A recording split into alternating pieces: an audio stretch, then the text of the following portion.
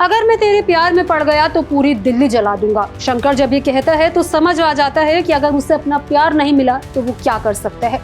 यहीं से फिल्म का प्लॉट सेट हो जाता है। इस बार आशिक सिर्फ आशिक नहीं, एक बेटा भी है। हेलो, आप देख रहे हैं भारत एक्सप्रेस और मैं हूं आपके साथ आंचल मित्तल।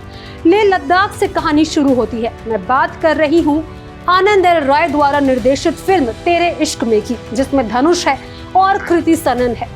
और इन दोनों की ये इंटेंस लव स्टोरी हर किसी को पागल कर देगी।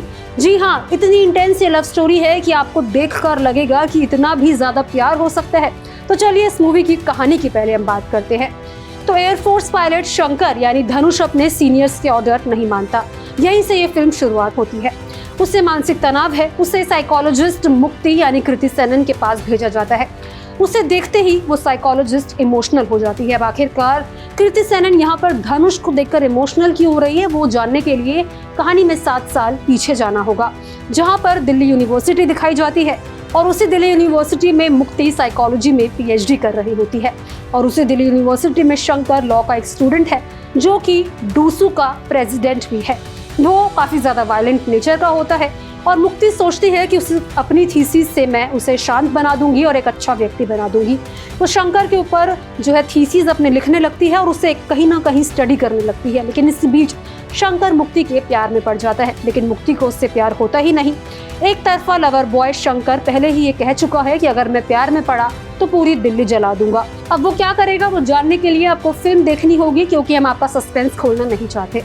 रांझणा का इश्क अगर इस फिल्म में अगर आप ढूंढने की सोचेंगे तो वो आपको मिलने नहीं वाला। लेकिन अगर आप ये जानना चाहते हैं कि इश्क में लोग क्यों फना हो जाते हैं, क्यों कुछ कर गुजरते हैं, दीवानगी जुनून में कैसे बदल जाती है, तो वो सारा मसाला इस फिल्म में आपको मिलने वाला है। लेकिन इससे पहले आपको एक एडवाइजरी और दे दूं कि अगर आप इस मूवी में लॉजिक ढूंढने की कोशिश करेंगे तो वो आपको बिल्कुल भी नहीं मिलने वाला। ये फिल्म का कोई क्रिटिक नहीं है, पर आप इसे अगर आप देखने जाएंगे तो आप इसे एक लव स्टोरी समझकर ही देखिएगा, वरना आपको ये मूवी बिल्कुल बकवास लगेगी और आप बोलेंगे बिल्कुल लॉजिकलेस ये मूवी है। इस मूवी में युद्ध का मैदान दिखाया गया है। वर्दी में एक जुनूनी आशिक दिखाया गया है जो प्यार को भुलाने की कोशिश कर रहा है। वो प्यार है जो पहले इनकार कर चुकी है, लेकिन फिर उसी के प्यार में मौत के दरवाजे तक आ खड़ी हुई है। यहाँ पर हम कृति सनन की बात कर रहे हैं। अब इस मूवी में एक पिता भी है जिसकी दुनिया उसका बेटा है। लद्दाख से लेकर दिल्ली और बनारस तक ये कहानी पहुंच जाती है। अब बनारस का मैंने नाम लिया तो आपको रांझना की जरूर याद आ गई होगी। रांझना वही फिल्म है जो 2013 में रिलीज हुई थी। उसका निर्देशन भी आनंद एल राय ने किया था। रांझना के कुंदन को लोगों ने खूब पसंद किया था। अब आपको एक कनेक्शन इस मूवी का रांझना से मैं बता देती हूँ।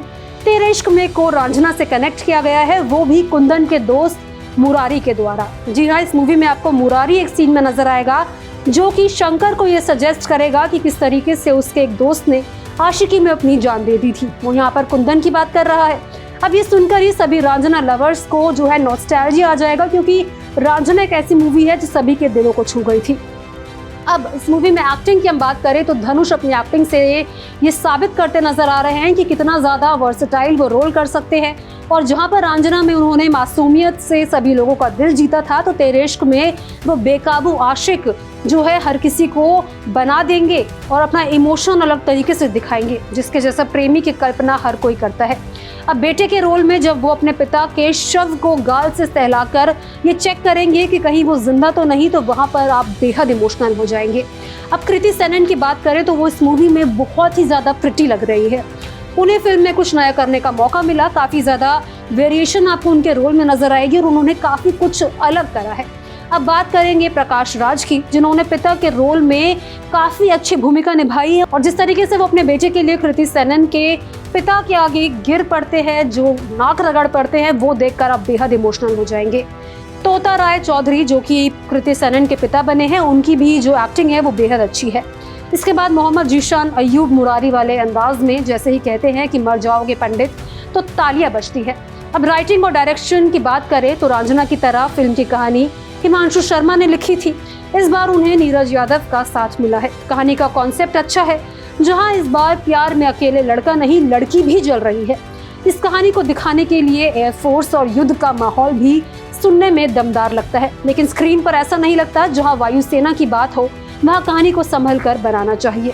ऐसे में कई जगहों पर लॉजिक की कमी महसूस होने वाली है। जैसे कि मैंने आपको कहा कि लॉजिक अगर आप इसमें ढूंढेंगे तो आपको मूवी एकदम बकवास लगेगी। खासकर इंटरवल के बाद जहां युद्ध के मैदान में दो दिलजले आमने सामने आते हैं। कम लॉजिक वाली इस कहानी को आनंद एल राय अपने डायरेक्शन से काफी हद तक संभालते हुए नजर आए। हालांकि कई ऐसे इमोशनल सीन हैं जो दोनों राइटरों ने केवल अच्छे लिखे हैं, बल्कि उसमें जान भी डली गई है। AR रहमान का म्यूजिक और इरशाद कामिल की जोड़ी ने ही रांझना का म्यूजिक भी बनाया था, तो वो इसे रांझना की दुनिया में ले जरूर जाते हैं, लेकिन रांझना के गानों जैसा जादू नहीं चल पाता। लेकिन जिगर ठंडा रे गाना याद रह जाता है। कुल मिलाकर देखा जाए तो फिल्म जो है ओकेश है और उसे देखना आप जरूर प्रेफर कर सकते हैं। तो आपने ये मूवी देखी कि नहीं, कमेंट बॉक्स में जरूर शेयर करें।